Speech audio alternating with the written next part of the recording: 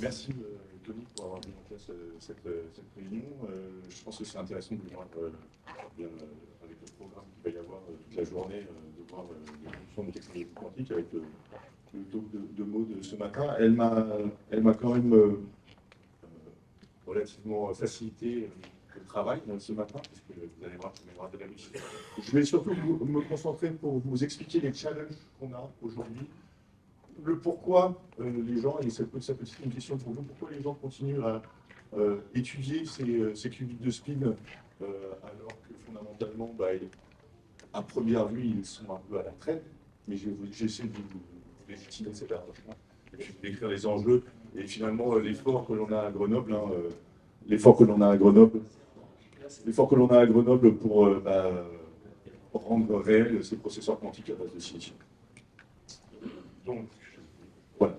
Donc, le quantum computing, vous savez que ça se place dans le cadre de ce qu'on appelle le calcul de performance. Vous savez que les industriels utilisent de manière assez intensive ce calcul de performance afin d'optimiser leurs produits, aussi bien au niveau des matériaux qu'au niveau des médicaments, ou optimiser tout simplement la distribution de services ou de biens en général. Mais vous savez aussi que ce besoin a été alimenté par la microélectronique pendant de nombreuses années, que cette microélectronique aujourd'hui arrive à des limites, aussi bien au niveau énergétique qu'en termes de taille de nœuds. Et c'est pour ça qu'il y a des nouveaux paradigmes de calcul qui ont été développés, et le calcul quantique. On sait que c'est le quantique qui est important, mais il y a plein d'autres paradigmes qui existent. Le calcul quantique est un de ces paradigmes. Qu'est-ce qu'il faut que je fasse pour faire un ordinateur quantique? Donc, eu égard à la présentation qu'on a eue auparavant sur les photons, vous allez voir que la plupart des systèmes qui effectivement essayent de réaliser des processeurs quantiques se basent sur des particules non évanescentes, pas des photons, et donc ils ont une topologie, un cahier des charges qui est un petit peu différent que de celui qui a été exposé par Shane juste avant moi. Et donc le but du jeu, c'est de réaliser cet objet qui est ici, c'est-à-dire un réseau dimensionnel de qubits que vous allez pouvoir placer à volonté à différents endroits, puisqu'on peut arrêter complètement les particules et les mettre dans des boîtes à eux, comme l'a dit Maud auparavant. Et sur ces systèmes-là, le seul jeu au niveau ingénierie, en fait, ce qu'on a besoin de réaliser, c'est de réaliser ces trois opérations. La première opération, elle est toute simple, parce qu'elle est habituelle dans un ordinateur. Vous voulez savoir quel est l'état du bit ou du qubit, donc c'est rien de nouveau par rapport à ça. Par contre, vous avez deux autres opérations qui vous amènent dans le monde quantique et dans ce qu'on appelle la superposition quantique et l'exploration d'intrication. C'est la porte à 1 qubit et la porte à 2 qubits que vous devez contrôler au sein de ce réseau bidimensionnel. Donc ça, c'est en général ce qu'on doit réaliser. Et ça, c'est un transparent que j'ai pris de Olivier, il aime bien les transparents compliqués, et celui-là, il est particulièrement compliqué, mais je l'aime beaucoup parce qu'il raconte une histoire qui est intéressante. Il vous met en place ces trois opérations que vous avez, et c'est, en fait, on liste ici la performance des portes qu'on utilise. Les performances des portes, et vous les voyez pour différents types de processeurs, parce qu'aujourd'hui, il y a des prototypes d'ordinateurs quantiques qui existent. Ça existe aujourd'hui. Ils ne servent pas à faire des choses intéressantes pour la société, mais ils existent. Ils pourraient exister avec un certain nombre de produits ici. Le point important, la première chose, c'est que vous voyez que ces opérations, elles sont dans l'ordre du pourcent. Donc on est très loin des performances d'un ordinateur classique qui est plutôt à une erreur de 10 puissance moins 17. On est assez loin de ça, mais c'est la réalité du monde à l'heure actuelle. Il date un petit peu selon ce graphe, mais on peut l'améliorer en termes de nouveauté. Mais vous voyez aussi une chose importante, c'est que la majeure partie des processeurs sont en supra. C'est la réalité du système. Vous savez qu'il y a eu beaucoup d'annonces et de travail qui a été fait aussi bien aux États-Unis qu'en Europe ou en Chine. Et vous voyez qu'il y a quelques développements qui sont très intéressants, qui continuent dans la physique atomique. Et alors j'en ai mis un parce que normalement il n'apparaît pas, mais je l'ai rajouté, c'est celui sur les spins ici avec la réalisation d'un processeur à calcul. Et donc, vous voyez, on est assez loin. Donc, le but du jeu de ma présentation, c'est de vous expliquer pourquoi les gens continuent, effectivement, à s'intéresser aux qubits de spin. D'accord? Et je vais essayer de vous légitimer cette approche. Et tout simplement parce que jusqu'à maintenant, alors je vais juste pousser le trait un tout petit peu plus loin, les technologies qui sont utilisées dans les supraconducteurs et sur les réseaux ont été eh bien, des technologies qui ont été poussées dans les laboratoires au fil des ans et qui ont été optimisées chez IBM ou chez Google pour être quasi industriels. En fait. Mais c'est vraiment des systèmes qu'on utilise spécifiquement que pour ça. La spécificité du qubit de Smith, c'est qu'il part d'un autre paradigme. On part de la brique élémentaire du transistor et on essaye d'en faire un qubit. Et en 2016, comme vous allez le voir, on a réalisé ce genre de choses à Grenoble. C'était la première fois où, effectivement, on prenait quelque chose qui était très proche d'un transistor et on a démontré que c'était un bon qubit. Okay. C'est ça le point. Et donc maintenant, vous avez accès non seulement à une technologie qui a fait des bons qubits, mais vous savez aussi que c'est une technologie qui peut faire des machines à calcul. Donc, tout simplement, on va utiliser tous ces processus, tous ces éléments de la microélectronique qui nous permettent de faire des machines à calculer déjà dans le monde classique.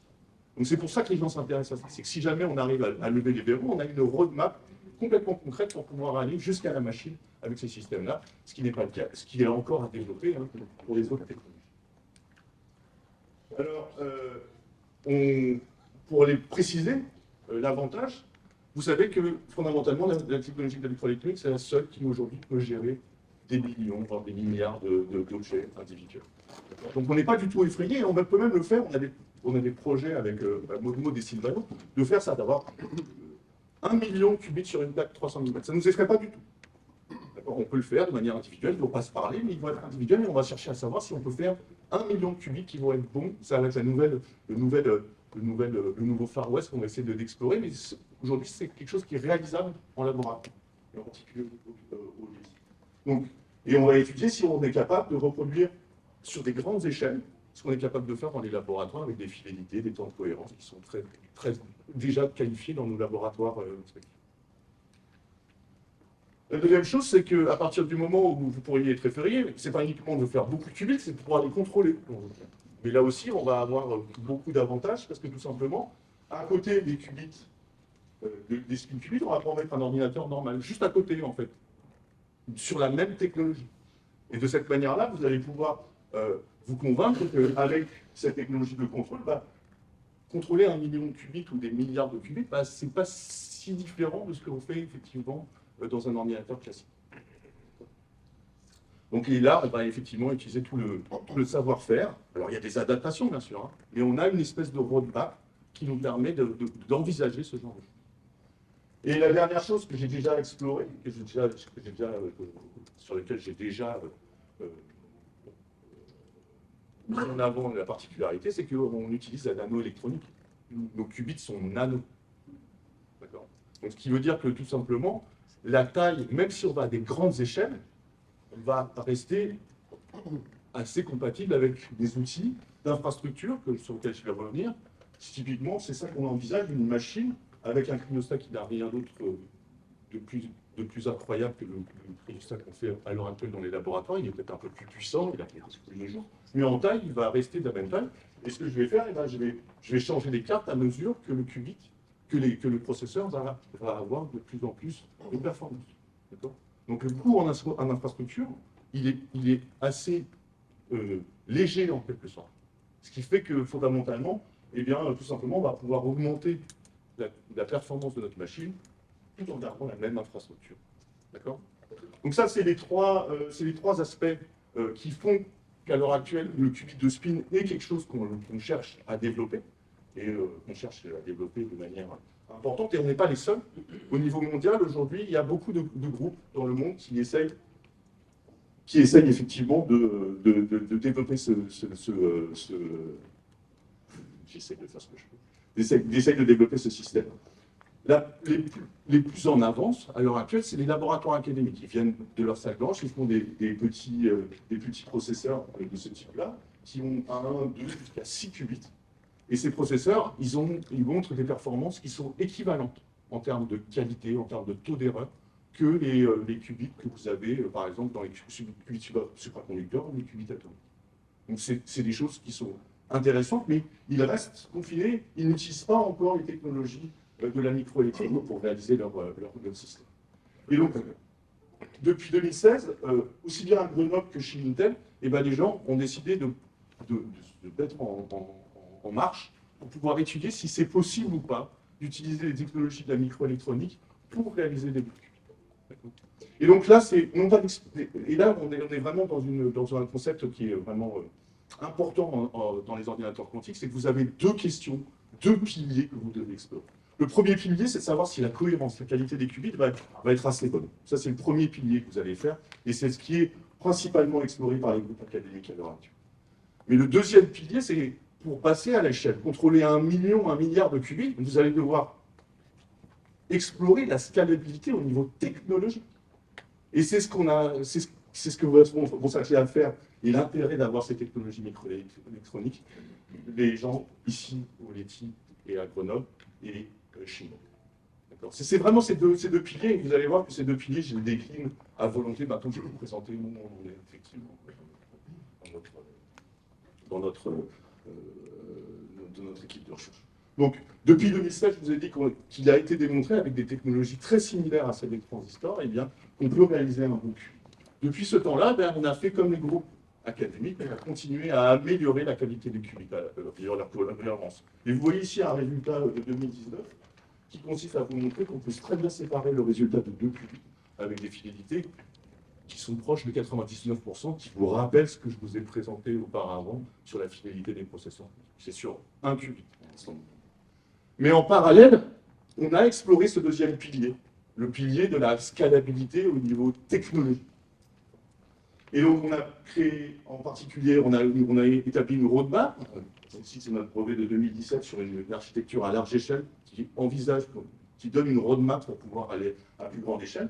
Et on a aussi développé toute la cryo-électronique qui nous permet effectivement de contrôler les qubits. Donc, on a vraiment cette vision de deux piliers qu'on développe à mesure que le projet avance. Depuis 2019, on a eu l'opportunité, avec des financements internes, avec des financements externes européens, de pouvoir vraiment passer un cap en termes de base critique dans notre consortium.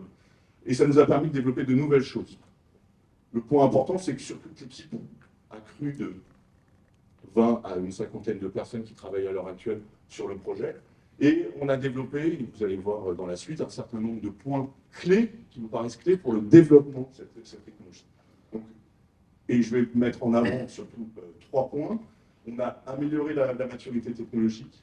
On a effectivement accéléré le cycle d'apprentissage. Et très important, parce qu'il y a beaucoup de gens dans la salle, j'ai remarqué ça ce matin, qui sont de notre écosystème. Eh bien, on a tissé un écosystème, parce que pour faire une machine, on est conscient qu'on ne peut pas faire ça tout seul. On a besoin d'écosystème qui est présent dans la salle.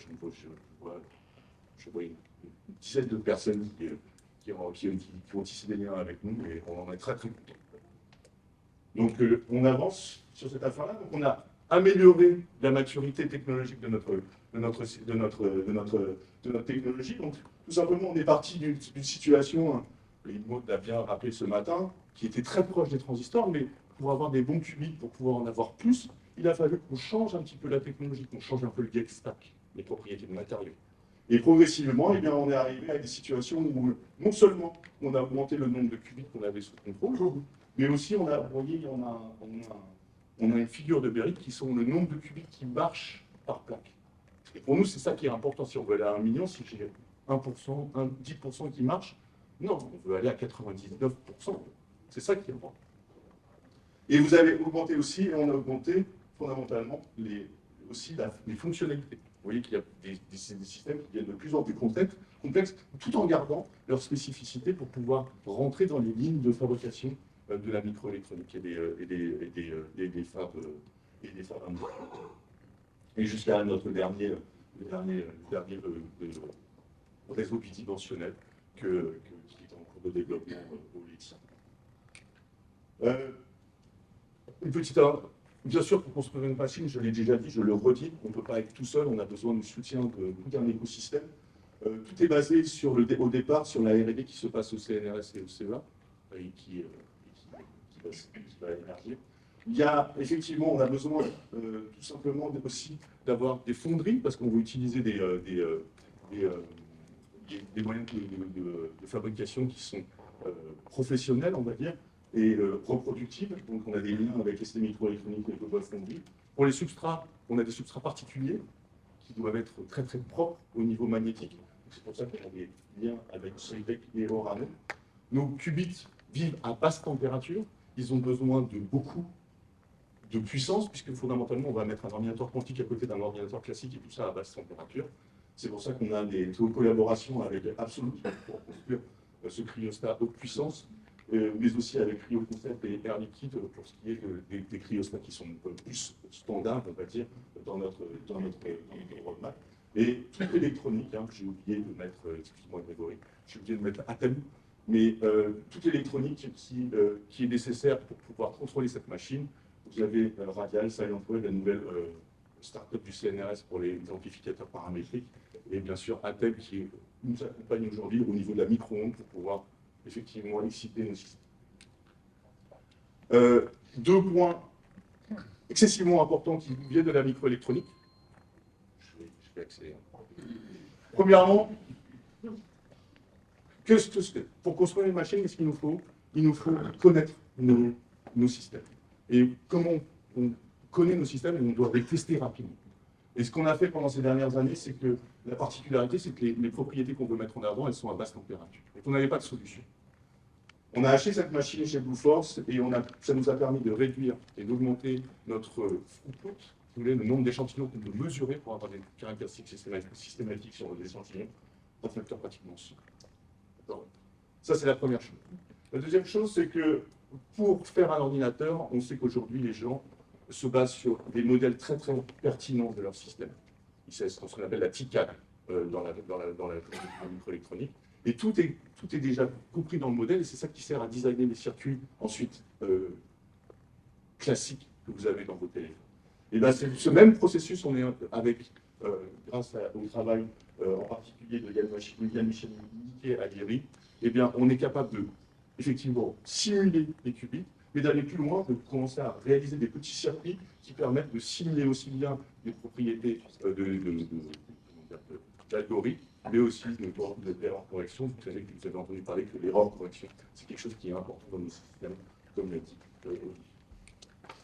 Voilà, j'en ai fini. C'est un effort d'une 50aine de personnes. On travaille sur tous les stacks allant de la réalisation des échantillons à leur caractérisation poussée dans des cryostats à dilution, à la réalisation de la cryoélectronique en passant par la définition d'algorithmes spécifiques aussi. C'est un projet entre le CEA et le CNRS. Vous êtes au courant, et ça a été dit, on commence à envisager, enfin, on n'envisage pas. On est dans la construction d'un véhicule de valorisation pour cette activité qui a été récemment récompensé du Grand Prix de HiLab. Et je termine en vous disant que cette équipe, on est assez content, c'est notre valeur ajoutée, cette équipe qui est présente aujourd'hui sur le site. Une 50aine de personnes, c'est pour ça qu'on aime bien les présenter en réel, et pour vous dire qu'ils sont très importants pour nous, comme l'écosystème qui est autour à l'heure actuelle.